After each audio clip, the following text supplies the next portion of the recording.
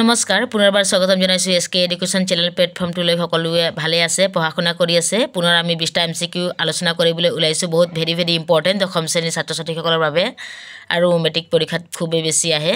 গতিকে এটো হৈছে সমাজ বিজ্ঞানৰ লেসন 3 পৃথিৱীৰ ভূগোল আপোনালোকে ভিডিওটো স্কিপ নকৰি চাব অতি কম সময়ৰ ভিতৰত আমি ভিডিওটো শেষ কৰিম আহক মই পঢ়ি আপোনালোকক শুনাই দি আছো কোনখন সাগৰে এছিয়া আৰু আফ্ৰিকা মহাদেশক পৃথক কৰিছে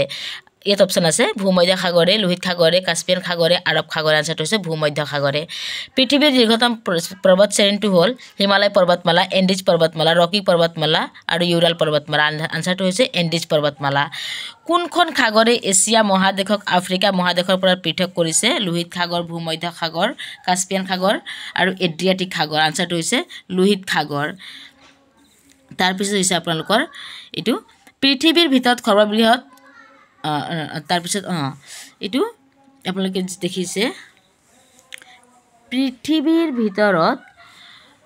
সৰ্ববৃহৎ সাগৰ কি আটলান্টিক প্ৰশান্ত মহাসাগৰ বংগোপ মহাসাগৰ আৰু ভাৰত মহাসাগৰ আনসাৰটো হৈছে প্ৰশান্ত মহাসাগৰ পৃথিৱীৰ দ্বিতীয় বৃহত্তম জনবহুল দেশ ভাৰতত আছে চীন আমেৰিকা আৰু আফ্ৰিকা আনসাৰটো হৈছে ভাৰত তাৰ পিছত 8 নম্বৰ কোৱেশ্চন পৃথিৱীৰ ক্ষুদ্ৰতম মহাদেশ কোনখন উত্তৰ আমেৰিকা এণ্টাৰ্কটিকা ইউৰোপ ওশেনিয়া মহাদেশ আনসাৰ হৈছে ওশেনিয়া মহাদেশ পৃথিৱীৰ গভীৰতম খাতটো কোনখন মহাসাগৰৰ তলিত অৱস্থিত ভাৰত মহাসাগৰ আটলান্টিক মহাসাগৰ প্ৰশান্ত মহাসাগৰ আৰু দক্ষিণ মহাসাগৰ আনসাৰ হৈছে প্ৰশান্ত মহাসাগৰ option C is the correct পৃথিৱীৰ বৃহত্তম দেশখনৰ নাম কি খুবেই আহে এটো হৈছে অপচন থাকিব নেকি চীন ৰাছিয়া আমেৰিকা আৰু ভাৰত আনসাৰটো হ'ব ৰাছিয়া পৃথিৱীৰ ভিতৰত ক্ষুদ্ৰতম নদী দ্বীপ উমানন্দ ক'ত অৱস্থিত অপচন আছে ভাৰত ৰাছিয়া জাপান আৰু শ্ৰীলংকা আনসাৰটো হৈছে ভাৰত পৃথিৱীৰ ভিতৰত ক্ষুদ্ৰতম দেশ শ্ৰীলংকা ব্ৰাজিল ভেটিকান সিটি আৰু নেপাল আনসাৰটো হৈছে সি ভেটিকান সিটি এছিয়া আৰু ইউৰোপ মহাদেশৰ প্ৰাকৃতিকভাৱে কিহে পৃথক কৰিছে আনসাৰটো হৈছে কোৱেশ্চন আছে ইয়াতে আপোনাৰ অপচন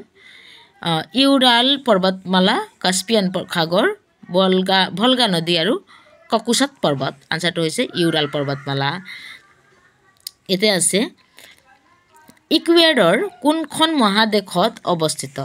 এতিয়া ইয়াতে আছে উত্তৰ আমেৰিকা দক্ষিণ আমেৰিকা আৰু আফ্ৰিকা এছিয়া আনসাৰটো হৈছে দক্ষিণ আমেৰিকা